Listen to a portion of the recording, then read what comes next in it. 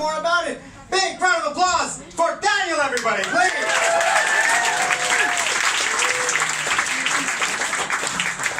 I'm always super bad with these microphones, so I'm just going to stand here awkwardly. Don't mind me. I am Daniel. I'm really bad with computers, so I'm not the person who hacked. Actually, being Vietnamese is like the least important part of me. My Vietnamese sucks and everything else. But anyway, so I was born in Texas. Oh, that's funny already. Wow. So, anyone from Texas here? Okay, anyone from the South? Anyone from the U.S.? Okay, cool. All right, so here's the thing. I actually moved around a lot. I grew up in Indonesia. My family's from Vietnam. I went to a British school over there growing up, and then I've been living in Switzerland for like 9 years. It's complicated. Life is hard. Or also good. You know, it's both. Sometimes it's hard and good. Thank you. I'm here all night. Well, no, for the next 4 minutes. So anyway, here's the thing. Like I said, being Vietnamese is like the least important thing. I spent most of my time in Indonesia. I also lived in the U.S. and here. And you know what Indonesia and the U.S. have in common? What? Deep frying stuff. So here's the thing.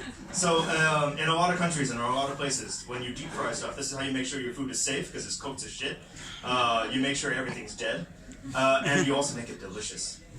And here's the thing. Like the other thing is also like it's so easy to do that poor people can do it. This is why poor people love fried stuff. And that is the case both in Indonesia and also in the U.S. If you're from the South, no one's here from the South, but yeah, we deep fry everything. So yeah, and not just deep frying. We do not just cover it in like buttermilk and flour and eggs, and then like stick it in a pot of fat. No. There's also something called gravy. And if you don't really know what gravy is what happens when you cook meat. You let that fat drip, and you turn that into sauce. So nothing goes to waste. I'm saying, you know. And here's the thing: in the South, on another level, there are different kinds of gravy. There's gravy for breakfast. There's gravy for lunch. There's gravy for dinner. It's important. Sometimes you have to explain to people how important it is. But it's not just that. But the South, we also have something called chicken fried steak. Anyone know what that is? Yeah, okay, cool. It's because if you don't know, chicken fried steak is what happens when you have bad meat. Let's say you have like a bad cut of beef, but then you want to make it tasty, so you fry it like you would fry a chicken, and then you cover it in gravy. And if that sounds amazing, yes, true it is.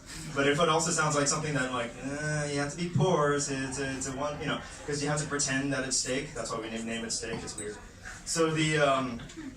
So yeah, and then yeah, it's for poor people, and then you get fat off of it. Welcome to the South.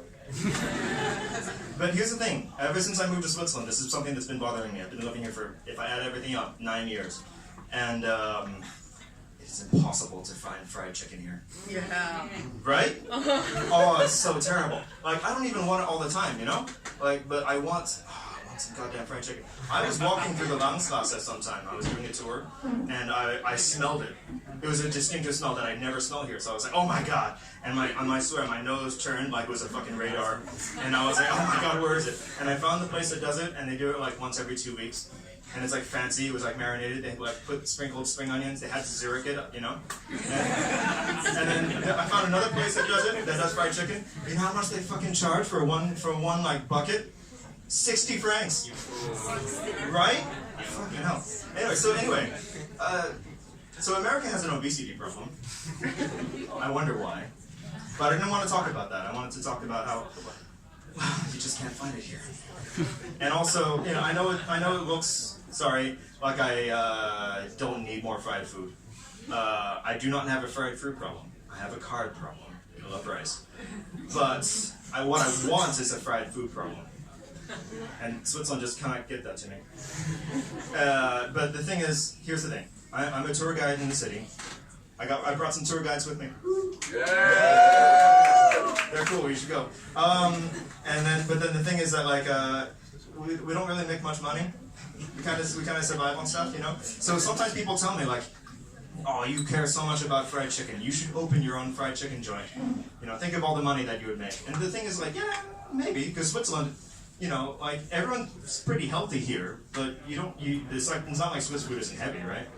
It's like sausages and cheese, and melted cheese, and potatoes, and haisishoki, and all this shit. It's like heavy stuff, you know? And it's not like, and Swiss people are nevertheless not fat, so if you try it a little harder, you could be the south of Europe. You would be known for like obesity. Oh, cool.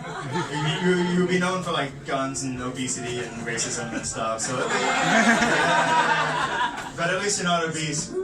So anyway, but if any of you want one day to open a fried chicken joint, you should know that I am poor enough and just fat enough to be your best customer. That's all.